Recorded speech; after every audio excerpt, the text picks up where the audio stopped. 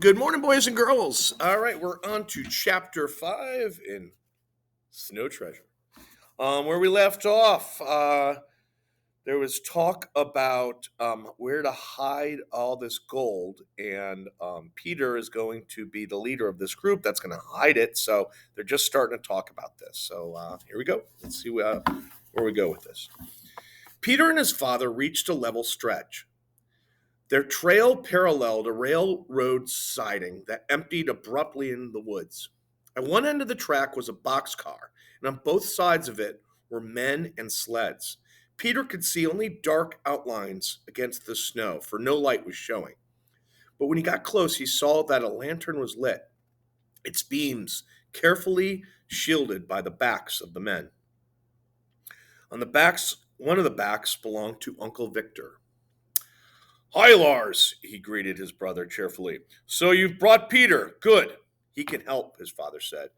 "He can go with Olson. He's ready to leave. You can help him pull the sled, Peter." His father turned to him. "Watch where Ol is taking you, Peter. That's the place you'll want to remember." "Yes, father." Peter gave a tug to the rope of the sled. It didn't move. Gee, it's heavy. Heavy, I would say it is. Ole took up the rope. "It's 170,000 kroner. Your Uncle Victor would say $40,000. Peter didn't care what Uncle Victor would say. 170,000 kroner in that sack. He couldn't believe it.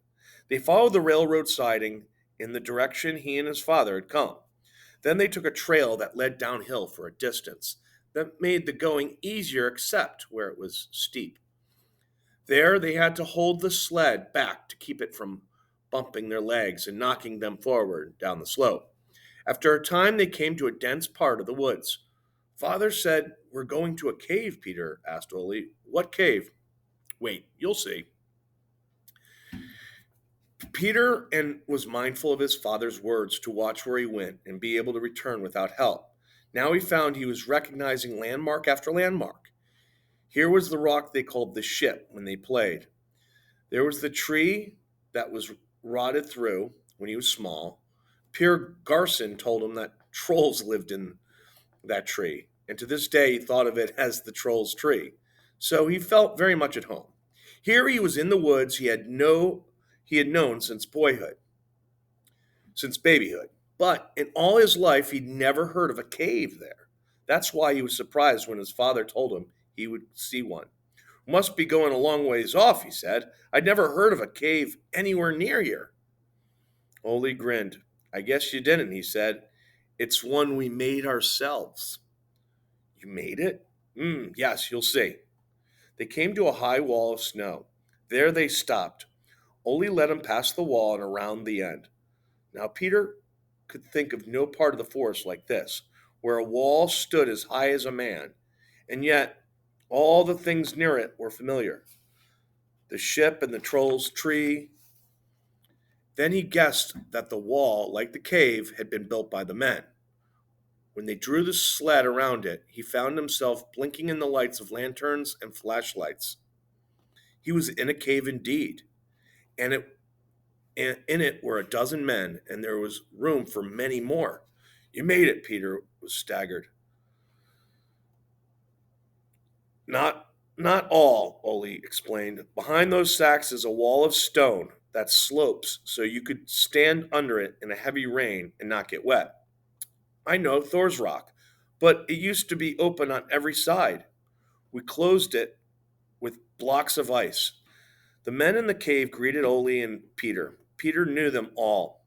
There was Helga's father and Nansen, the sailmaker, Dr. Aker, and Mr. Anders, the schoolmaster among them. They were busy as beavers. The ones in the back did not stop for more than a nod to the newcomers. Three of the others rushed forward to remove the heavy brown sack from Ole's sled. Peter saw them rip it open and noted with surprise that it contained a number of small packages, each the size and shape of a building brick. These were counted carefully and listed on a paper Mr. Anders carried. 72, 73, 74, Dr. Aker was counting aloud. Later, the doctor reached 1,300. 1,300 of those bricks, Peter asked Ole. Yes, and each of them contains 8.5 pounds of gold bullion, over 20,000 kroner. It's a regular Aladdin's cave you're in, Nansen, the sailmaker spoke. There aren't many boys who've been in a room with more than 24,000 pounds of gold. After a time, some of the men Peter had seen at the railroad siding began coming in. With each arrival, the same thing happened.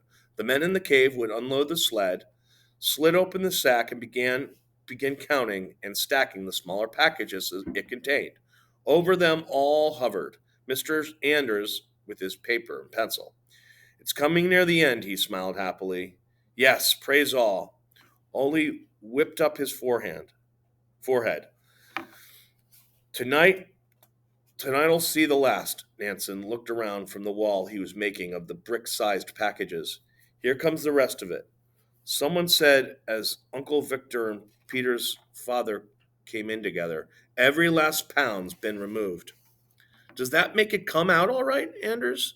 Mr. Lundstrom asked. The schoolmaster made a quick, swift calculation. He looked at the sheets in his hand and counted the sleds to be unloaded. 87, 88. What have you there, Doctor? He asked his helper. They quickly added the figures. Well, Mr. Lundstrom, he announced, it's exactly right. It's all here. All right, things are starting to move along here in Snow Treasure. All right, till next time, we're going to be reading Chapter 6. All right, have a good day, boys and girls.